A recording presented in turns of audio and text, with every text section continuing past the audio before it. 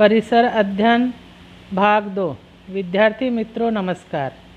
पिछले वीडियो में हमने परिसर अध्ययन भाग 2 के पाठ 1 इतिहास किसे कहते हैं के अंतर्गत इतिहास भूतकाल की घटनाओं का ज्ञान कराने वाला विज्ञान व इतिहास की वैज्ञानिक पद्धति इस उपघटक के विषय में बताया था। आज इसी पाठ 1 के ही इतिहास और हम व भूतकाल और भविष्यकाल इस उपघटक के बारे में पढ़ेंगे। इतिहास और हम विज्ञान का अध्ययन करने से हमें अनेक प्रश्नों के उत्तर प्राप्त होते हैं, जैसे पर्यावरण विज्ञान। पर्यावरण विज्ञान में पर्यावरण की हानि, प्रदूषण जैसी समस्याओं और उन पर किए जाने वाले उपायों का अध्ययन किया जाता है। वैसे ही प्रत्येक विज्ञान अपने अपने विषय का अध्ययन करता है। इतिहास भूतकाल की घटनाओं का अध्ययन करता है। प्रत्येक व्यक्तिगत और सामूहिक कार्यों के परिणाम स्वरूप मानवीय समाज की उन्नति हेतु या तो पोषक वातावरण का अथवा हानिकारक वातावरण का निर्माण होता है। उसका प्रभाव हमारे प्रतिदिन के जीवन पर पड़ता रहता है। जैसे जब गांव के लोग एकजुट होकर और एक दूसरे के सहयोग से अपने उत्तरदायित्व पूर्ण करते हैं, तब गांव की उन्नति होती है। परंतु गांव के लोग में किसी कारण से एकजुटता न हो तो गांव की उन्नति में बाधाएं उत्पन्न होती हैं। भूतकाल के मानवीय समाज के आचार विचार और कार्यों के परिणामों की खोज करते हुए इतिहास अनेक प्रश्नों के उत्तर ढूंढता है।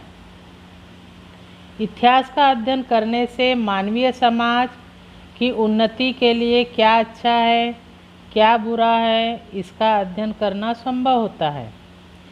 इतिहास के अध्ययन के द्वारा यह भी ध्यान में आता है कि वर्तमान समय में हमारा आचरण कैसा होना चाहिए, जिससे हम अपने भविष्यकाल का निर्माण अच्छे ढंग से कर सकेंगे। भूतकाल के महान लोगों के चरित्र से स्फूर्ति और प्रेरणा प्रदान करने का कार्य भी इतिहास करता है। इतिहास के माध्यम से हम अपनी एवं अन्य संस्कृति के बीच हुई आदान प्रदान और मानवीय संस्कृति के विकास की यात्रा से अवगत होते हैं। इसी भांति मानव का जीवन पद्धति में किस प्रकार परिवर्तन होते रहे हैं, यह भी ध्यान में आता है। प्रत्येक गांव, जिला, राज्य और देश का स्वतंत्र इतिहास होता है। इसी भांति पृथ्वी, पर्वत, जलाशय, प्राणी जगत, मानव, इन सभी का अपना स्वतंत्र इतिहास है। प्रत्येक विज्ञान शाखा का भी अपना इतिहास होता है। इसके आधार पर हमें मानवीय संस्कृति में महत्वपूर्ण परिवर्तन लाने वाले अनेक वैज्ञानिक आविष्कारों और उनके आविष्कारकों की जानकारी प्राप्त होती है। भूतकाल और भविष्यकाल विभिन्न घटनाओं की अखंडित श्रृंखला द्वारा भूतकाल, वर्तमान काल और भविष्यकाल एक दूसरे से जुड़े हुए होते हैं। जैसे स्वतंत्रता प्राप्त करने हेतु भारतीयों ने अंग्रेजों के विरुद्ध संघर्ष किया। यह एक ऐतिहासिक घटना है। इसी के फलस्वरूप 15 अगस्त 1947 को भारत देश स्वतंत्र हुआ। अतः ऐसा कह सकते हैं कि स्वतंत्रता प्राप्ति हेतु स्वतंत्रता संघर्ष की कृति का परिणाम है। हमारे आसपास घटित होने वाले अनेक घटनाएं भी ऐसी ही पूर्व समय में हमारे द्वारा की गई गतिविधियों से जुड़ी हुई होती है।